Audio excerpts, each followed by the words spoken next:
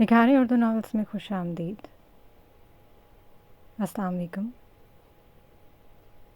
جنون ذہن، مانور عثمانی، قسط نمبر 15۔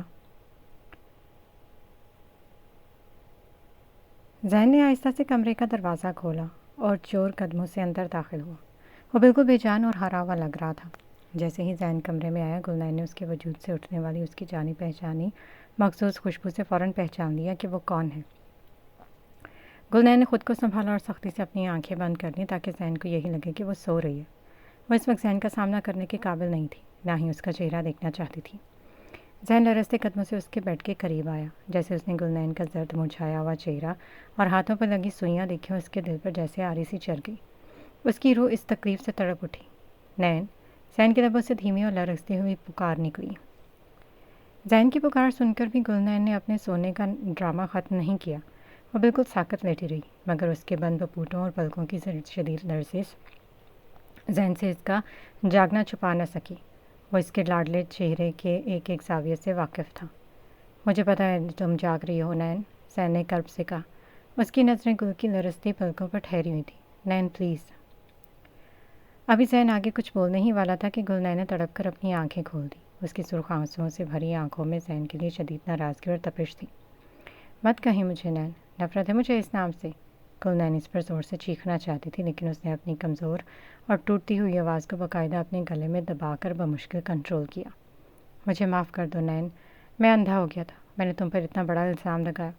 ذہن وہیں بیڈ کے پاس گھٹنوں کے پل بیٹھ گیا۔ اس کی اپنی آنکھوں سے پچھتاوے کے آنسو بہہ رہے تھے۔ کیا کرتا میں نین، میں تم سے پاگلوں کی طرح محبت کرتا ہوں۔ میں جب تمہیں کسی اور کے ساتھ بات کرتے ہوئے بھی برداشت نہیں کر سکتا، اور اس دن جب میں نے تمہیں اس لڑکی کے ساتھ دیکھا تو میں خود پر قابو نہیں رکھ پایا۔ میرا حسد، میری محبت مجھے پاگل کر گئی۔ ذہن کی یہ صفائی سن کر گلنین کے لبوں پر ایک اور تلخ اور زخمی سی مسکراہٹ ابھر آئی۔ اس کی آنکھوں سے خاموشی سے آنسو بہہ کر تکیے کو بھگو رہے تھے۔ نہیں ذہن سکندر، گلنین سے آپ کو پیار کبھی تھا ہی نہیں، گلنین نے سرد اور کٹے پھٹے لہجے میں کہا۔ اور جیسے آپ محبت کہہ رہے ہیں نا، وہ صرف اور صرف ایک ضد تھی۔ اگر یہ محبت ہوتی تو اس میں اعتبار بھی ہوتا۔ آپ تو اتنے اندھے ہو گئے کہ ایک بار مجھ سے پوچھ ہی دیتے کہ میں اس کے ساتھ وہاں کیوں آئی تھی۔ پتہ چل گیا مجھے نین، مجھے پتہ چل گیا کہ تم نے اسے کیا جواب دیا تھا۔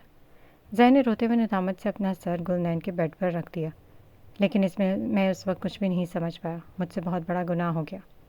ہاں، کیونکہ آپ نے عشق کہاں کیا تھا؟ پاگلوں طرح محبت میں نے کی تھی۔ ذہن سکندر، آپ جو کر رہے تھے وہ صرف آپ کی انا اور ضد تھی، محبت نہیں۔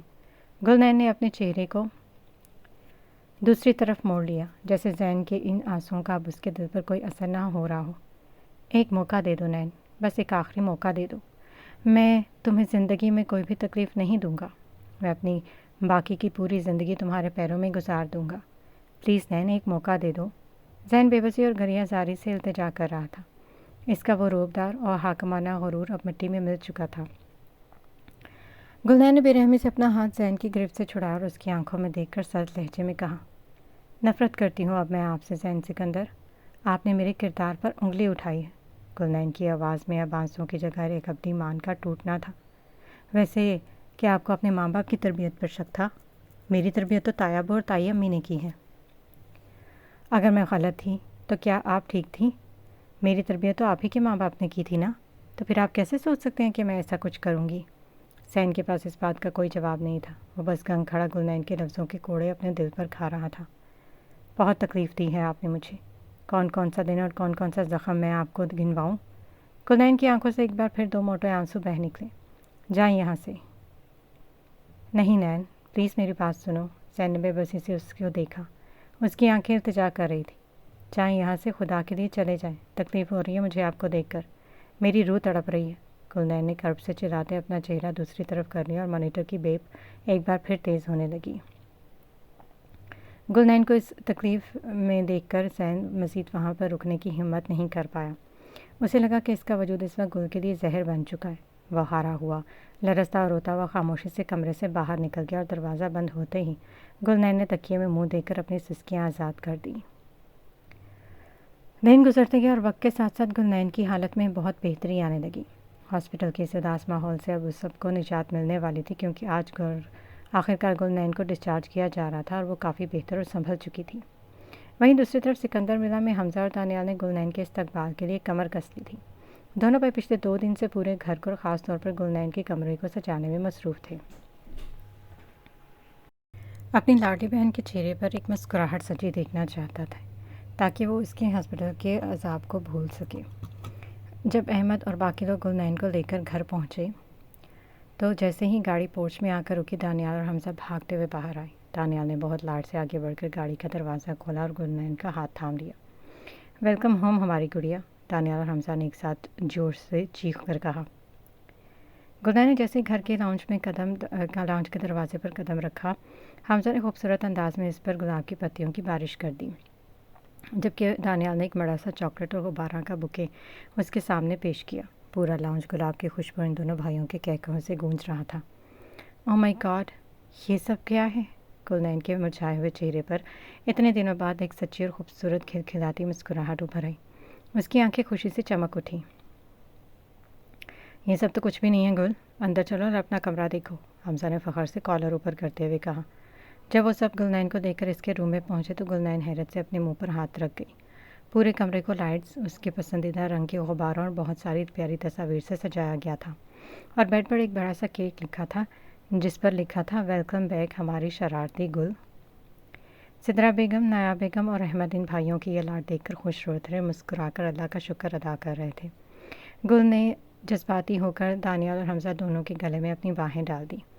थैंक यू सो मच भाइयों, आप दोनों दुनिया के बेस्ट भाई हो। सब लोग इसके इर्द गिर्द जमा होकर हंस रहे थे, बातें कर रहे थे और गुलनैन खुद को इस मोहब्बत के घेरे में बहुत महफूज और खुश महसूस कर रही थी।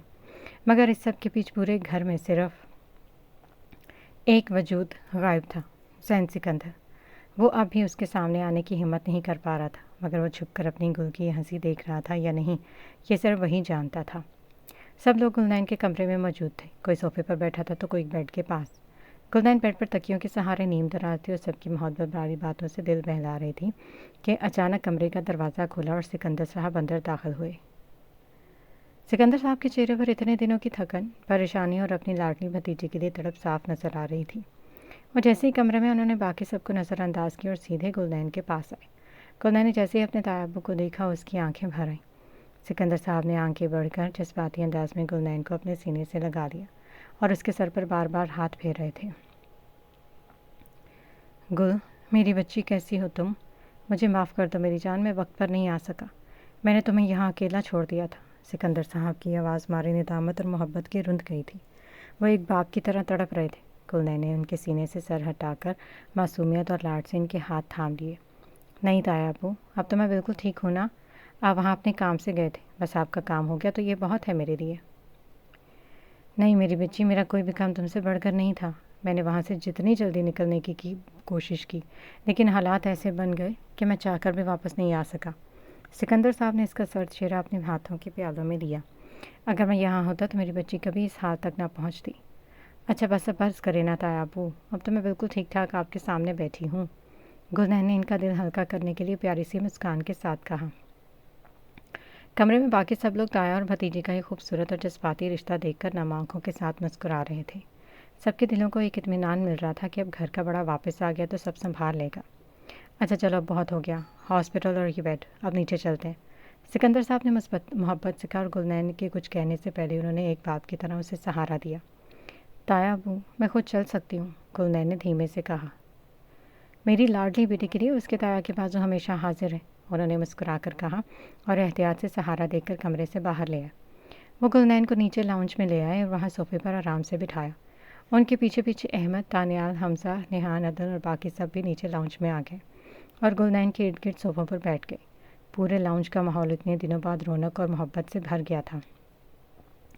ज़ैन लाउंज में दाखिल हुआ, मगर वो अकेला नहीं था। इसके बिल्कुल पीछे 3 वजूद और थे जो थके हुए पछतावे की तस्वीर बने अंदर आ रहे थे। इन तीनों को देखते ही सिद्रा बेगम और नाया बेगम के पैरों तले से ज़मीन निकल गई। उनकी आंखें मारे हैरत और सदमे के उबलने को तैयार थीं। वहीं बाकी सब लोग, अहमद, हमजा, दानियाल और लड़कियां बिल्कुल नासमझी से उनकी तरफ देख रही थी, क्योंकि वो इन तीनों को पहचान नहीं पा रहे थे। इनके लिए ये चेहरे बिल्कुल अजनबी थे। इन दिनों वजूद की नज़रें लाउंज में सोफे पर बैठी गुलनैन पर टिकी थी, जो मासूमियत और नासमझी से बारी बारी इन तीनों को देख रही थी कि ये कौन है और उसके घर में इस तरह क्यों दाखिल हुए हैं।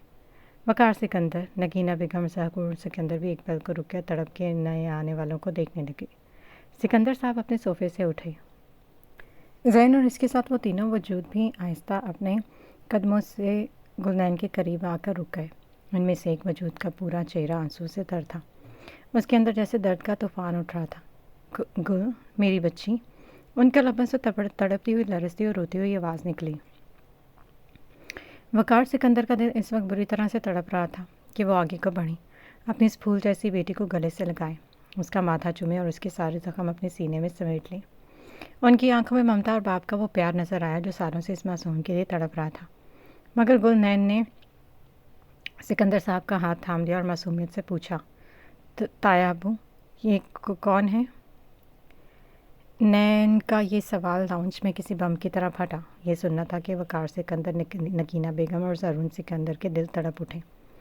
मैं तुम्हारा बाप हूँ गुल, वकार सिकंदर ने रोते हुए तड़प कर कहा। यह सुनना था कि गुलनैन का दिमाग जैसे सुन हो गया। उसे कुछ समझ में नहीं रहा था कि अचानक बाप कहाँ से आ गया। वो नासमझी से सिकंदर साहब को देखने लगी। ताया अबू, ये क्या कह रहे हैं? कौन है ये लोग? हाँ गुल बेटे, ये तुम्हारे हकीकी माँ बाप हैं और ये तुम्हारा बड़ा भाई है। सिकंदर साहब ने भारी आवाज़ में सच्चाई उगल दी। गुलनैन का सर चकराने लगा।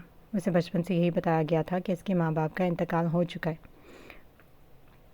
और अब अचानक वो सबके सामने ज़िंदा खड़े थे और इसके साथ में एक इतना बड़ा भाई भी था। ताया अबू, क्या हो रहा है ये? अचानक मेरे बाप आप ज़िंदा कैसे हो गए? गुलनैन ने पागलों की तरह हंसते ज़ैन की तरफ देखा।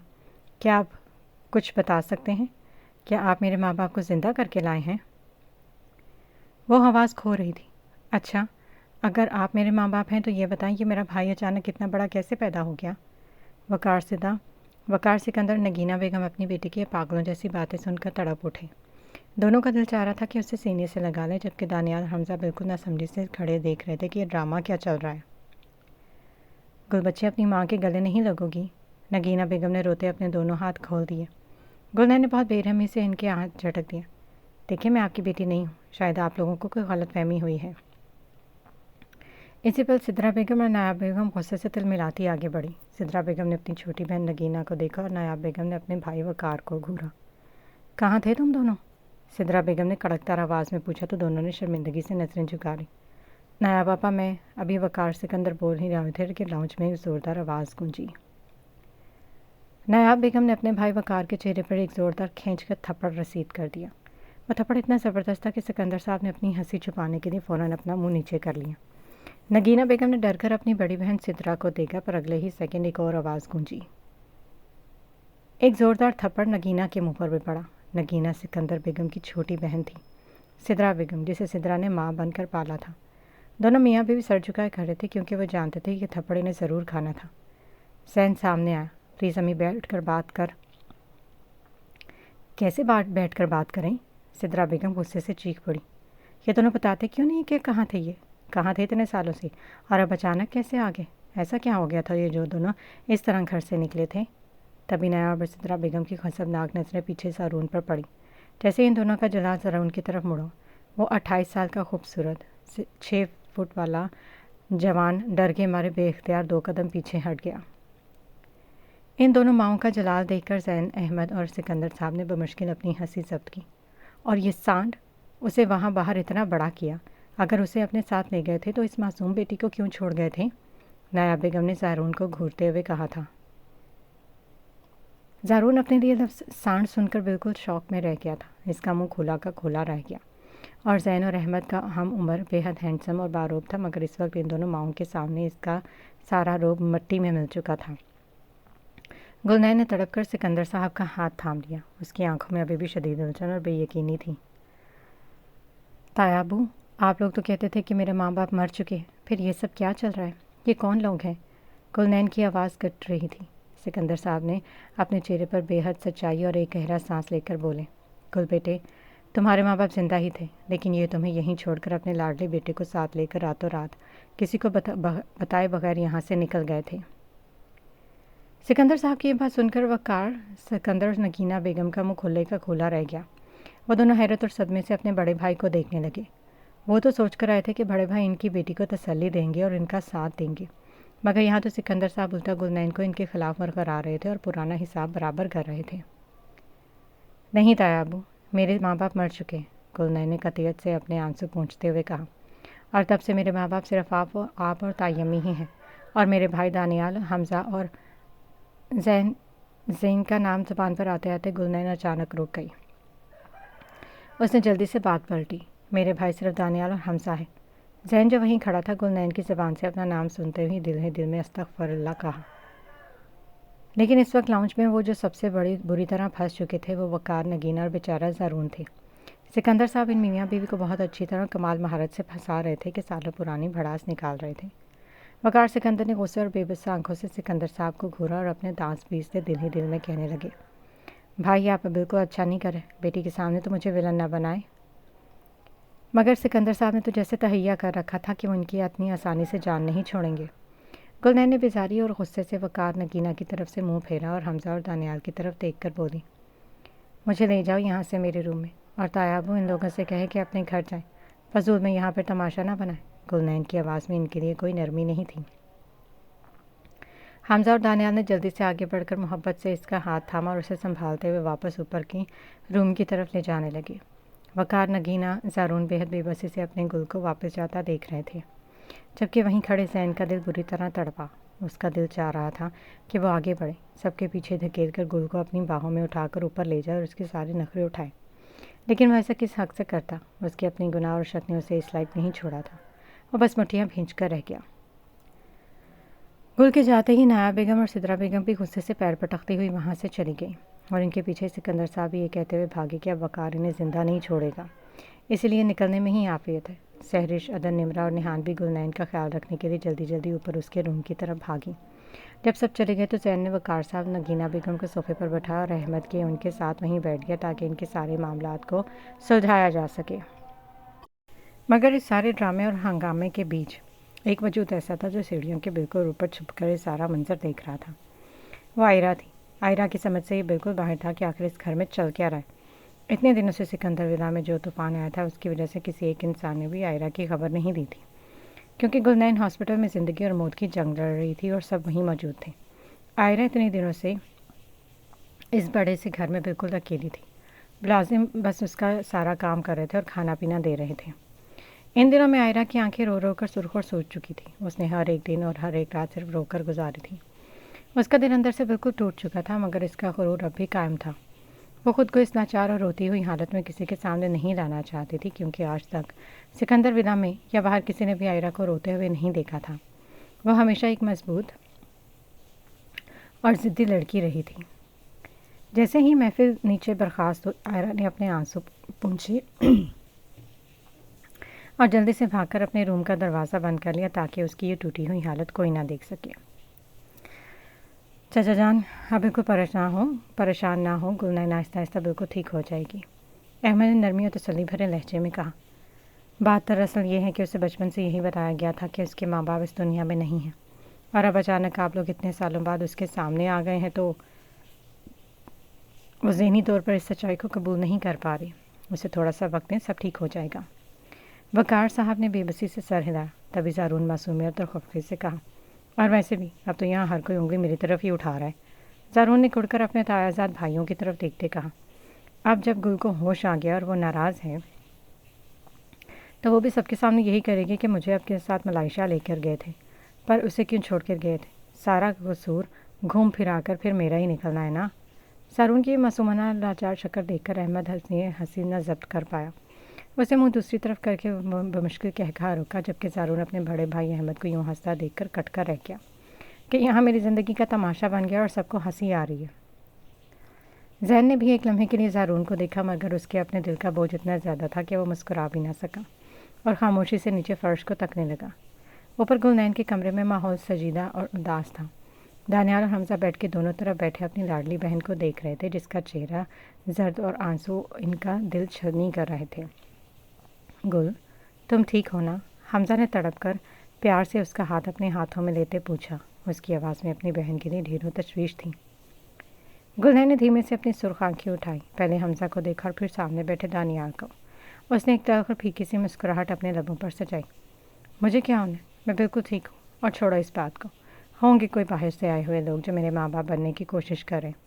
गुलनैन ने बहुत सर्द और लापरवाह लहजे में कहा, जैसे उसे वकार और नगीना बेगम के होने या ना होने से अब कोई फ़र्क ही नहीं पड़ता हो। गुलनैन ने तो ये बात आसानी से कह दी, मगर उसके इस जुमले पर दानियार और हमज़ा को वाकई इसमें गहरा दर्द हुआ। वो दोनों अंदर से तड़प कर रह गए।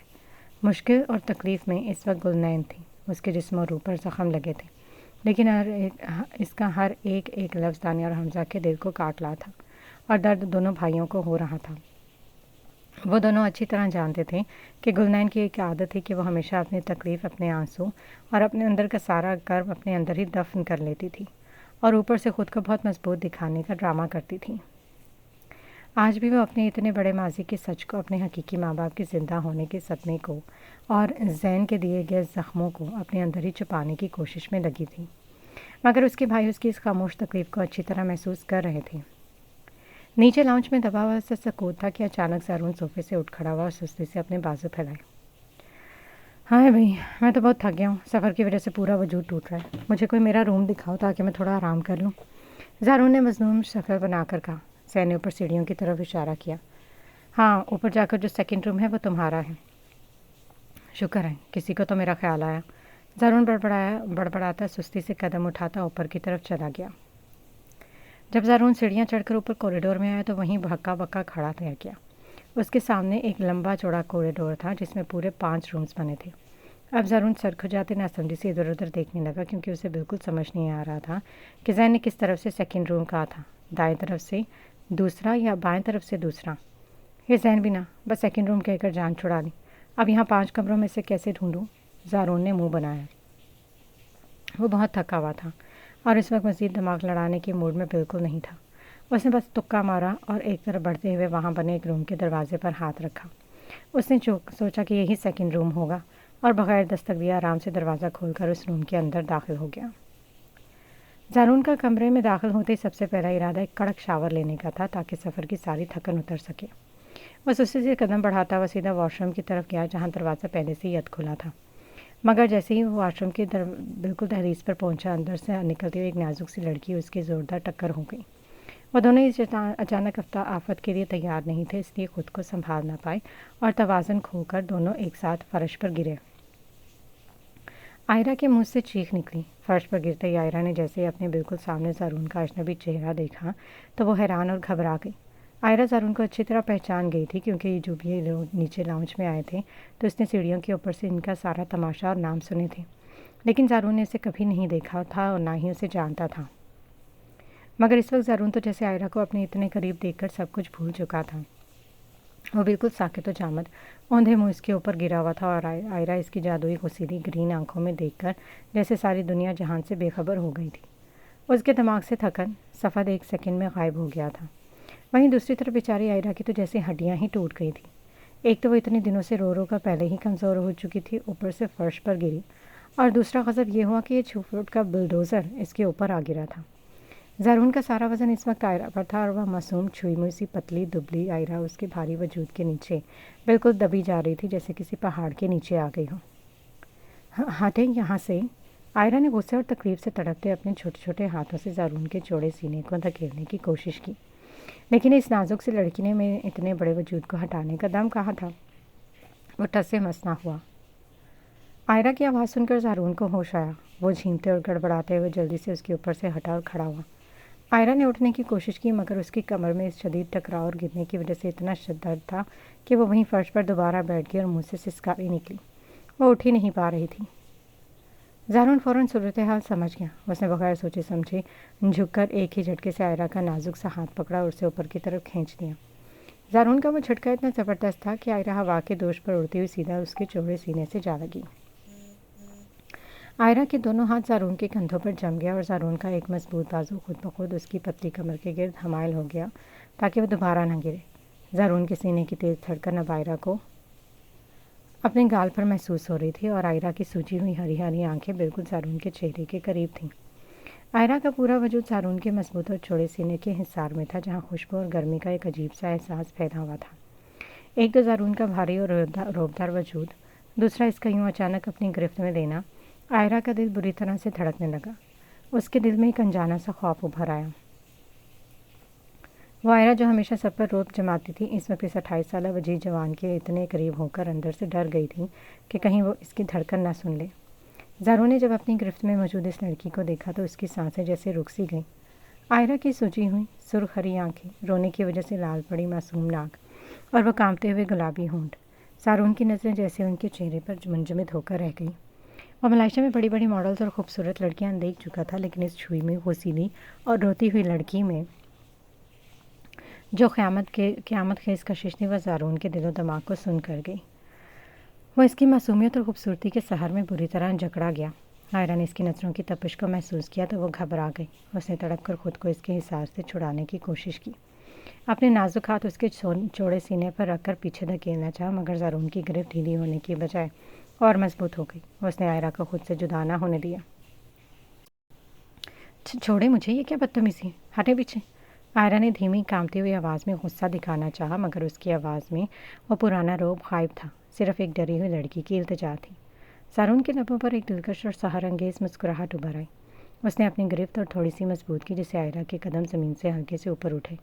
وہ جھکا اور اپنا چہرہ آئرہ کے بہت قریب لے گیا، یہاں تک کہ اس کی سانسوں کی تپش آئرہ کے کان کے پاس محسوس ہونے لگی۔ اگر نہ چھوڑوں تو، زارون نے مدھم رسیلی اور گہری سرگوشی میں آئرہ کے کان کے پاس کہا، جس سے آئرہ کے پورے وجود میں ایک سنسنی دوڑ گئی۔ اتنے غصے میں کیوں ہو، ہری آنکھوں والی؟ ابھی تو میں نے تمہاری جان بچائی ہے، ورنہ تم دوبارہ اسی فرش پر گرتی۔ آئرہ نے اب گھبرا کر اپنی ہری آنکھیں بند کر لیں۔ اس کا سانس پھول رہا تھا اور وہ زارون کی اس روبدار عاشقانہ سرگوشی پر بالکل گنگ ہو کر رہ گئی تھی، جبکہ زارون اسے یوں اپنے سحر میں جکڑا دیکھ کر دل ہی دل میں اپنی دھڑکنوں کا ہارنا تسلیم کر رہا تھا۔ چھوڑے مجھے ورنہ۔ آئرہ نے اپنی گھبراہٹ کو چھپاتے بہادر بننے کی بہت کوشش کی، مگر اس کی کانپتی آواز اس کی بہادری کا ساتھ نہیں دے سکی۔ ورنہ کیا؟ زارون کے ہونٹوں پر ایک گہری دلکش مسکراہٹ ابھر آئی۔ وہ اس کی معصومانہ دھمکی کا بھرپور لطف لے رہا تھا۔ ورنہ میں ماروں گی آپ کو، آئرہ نے غصے سے تل ملا کر کہا۔ زارون دلکش انداز میں مسکرایا۔ چھوٹی لڑکی، میری قید میں ہو کر مجھے کیسے مارو گی؟ اس کی نظریں آئرہ کے چہرے کے طواف میں مصروف تھیں۔ اچھا، یہ بتاؤ کون ہو تم، نام کیا ہے تمہارا؟ میں نے کہا نا چھوڑے مجھے، آئرہ نے تڑپ کر کہا۔ اس وقت زارون کی غربت اس کے پورے وجود کو پگھلا رہی تھی۔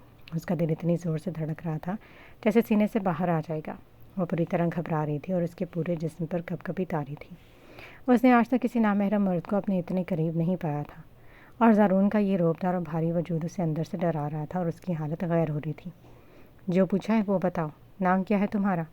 زارون نے دھیمے مگر باروب لہجے میں دوبارہ پوچھا۔ آئرہ نے ڈرتے ہوئے نظریں جھکا کر اپنا نام اگل دیا۔ اچھا، اور کون ہو تم یہاں؟ لندن سے آئی ہوں، زین بھائی کے ساتھ۔ آئرہ کے منہ سے اس شدید گھبراہٹ اور بدواسی میں زین کے لیے بھائی کا لفظ نکل گیا۔ اچھا۔ زارون نے گہرا سانس لیتے ہوئے اس کے چہرے کو دیکھا۔ ہاں تو آئرہ، یہ بتاؤ کہ میرے روم میں کیا کر رہی ہو؟ یہ آپ کا روم نہیں ہے، میرا ہے، اور میں یہاں رہتی ہوں۔ آئرہ نے جلدی سے تصحیح کی۔ اس کا سانس پھولا ہوا تھا۔ اوہ اچھا، سوری، میں غلط سمجھا، زارون نے دھیمے سے کہا۔ بالکل اسی پر زارون کی نظریں آئرہ کی بھیگی ہوئی گوری گردن پر گئیں، کیونکہ آئرہ ابھی شاور لے کر نکلی تھی اور اس کے گیلے بال اس کے گردن پر بکھرے تھے۔ اس وقت آئرہ جس حالت میں تھی وہ زارون کے ضبط کا بہت سخت امتحان لے رہی تھی۔ پہلی ہی نظر میں آئرہ نے زارون کا دل چرا لیا اور اب اس کے عقلانہ حالت میں بالکل اس کے سامنے اس کی باہوں میں موجود تھی۔ زارون کی نظریں گھوم کر آئرہ کے سوچے ہوئے گلابی ہونٹوں پر ٹک گئے، جو اس وقت مارے ڈر کے ہلکے ہلکے کانپ رہے تھے۔ زارون کا دل بری طرح تڑپا کہ وہ جھکے اور ان کا لمس چرا لے، مگر اگلے ہی لمحے اس کے اندر کی غیرت مند اور باروب سکندر نے اسے ٹوکا۔ وہ جانتا تھا کہ ابھی اس کا آئرہ پر ایسا کوئی حق نہیں ہے کہ وہ اس کو چھو سکے یا اس کی حرمت پر آنچ آنے دے۔ زارون نے مشکل سے ایک گہرا سانس لیا، اپنی نظریں آئرہ کے چہرے اور ہونٹوں سے چرائے اور شرافت سے جھٹکے سے 2 قدم پیچھے ہو گئے، جس سے آئرہ کو بالآخر آزاد ہونے کا سانس ملا۔ زارون جلدی سے رخ موڑ کر وہاں سے نکل گیا، کیونکہ اسے اب سمجھ میں آ گیا تھا کہ دوسری سائڈ والا جو سیکنڈ روم تھا وہ اصل میں اس کا تھا۔ وہ تیز قدموں سے اپنے کمرے کی طرف چلا گیا۔ جیسے ہی زارون کمرے سے باہر نکلا، دروازہ بند ہوا۔ آئرہ کے تنے ہوئے اعصاب ڈھیلے پڑے۔ اس کا پورا وجود غصے اور شرم سے سرخ ہو چکا تھا۔ اپنے بیڈ پر بیٹھ کر زور سے تڑکیاں پٹکا اور زارون کو غصیلا منہ بنا کر گالیوں سے نوازنا شروع کر دیا۔ بدتمیز، بے شرم، لنگور، بندر کہیں کا، پتہ نہیں کہاں سے یہ بھاری بلڈوزر اٹھ کر آ گیا۔ اپنے آپ کو سمجھتا کیا یہ سانڈ؟ شکل دیکھیے اپنی، خبیث انسان، بدذوق کہیں کا۔ وہ پیر پٹکتی ہوئی بڑبڑاتی جا رہی تھی، مگر اس کا دل ابھی زارون کی اس سرگوشی پر زور سے دھڑک رہا تھا اور اس پورے وجود پر زارون کی مردانہ خوشبو رچ بس گئی تھی۔ دوسری طرف زارون دوسری طرف بنے اپنے اصل کمرے میں داخل ہوا تو اس نے ایک گہرا سانس لے کر دروازہ بند کیا۔ اس کا دل اب بھی سینے میں غیر معمولی رفتار سے دھڑک رہا تھا، جیسے وہ بہت بڑا کوئی مارکا مار کر آیا ہو۔ وہ سیدھا واش روم میں گیا اور شاور آن کر کے اس کے نیچے کھڑا ہو گیا۔ ٹھنڈے پانی کی دھاریں اس کے تپتے ہوئے وجود پر گر رہی تھیں، مگر اس کے دماغ میں لگی آگ کو بجھانے میں بالکل ناکام تھی۔ شاور لیتے ہوئے بھی جیسے ہی وہ آنکھیں بند کرتا، اس کے بند ہونٹوں کے پیچھے صرف اور صرف آئرہ کا وہ معصوم اور خوشیرہ چہرہ ابھر آتا۔ اس کی وہ جادوئی ہری آنکھیں جس میں غصے کے ساتھ ساتھ ایک انجانا سا ڈر تھا، اس کی وہ رونے کی وجہ سے لال پڑی چھوٹی سی ناک اور کانپتے ہوئے گلابی ہونٹ، سب کچھ زارون کے دماغ پر ہتھوڑے کی طرح برس رہا تھا۔ شاور لے کر وہ تولیے سے اپنے گیلے بال خشک کرتا ہوا باہر آیا۔ اس نے آرام دہ کپڑے نکالے اور بیڈ پر سیدھا لیٹ گیا۔ اس کا ایک بازو اس کے ماتھے پر تھا اور نظریں چھت کو تک رہی تھیں۔ پورا کمرہ تو خاموش تھا، مگر زارون کے دل کے اندر ایک عجیب ہلچل مچی ہوئی تھی۔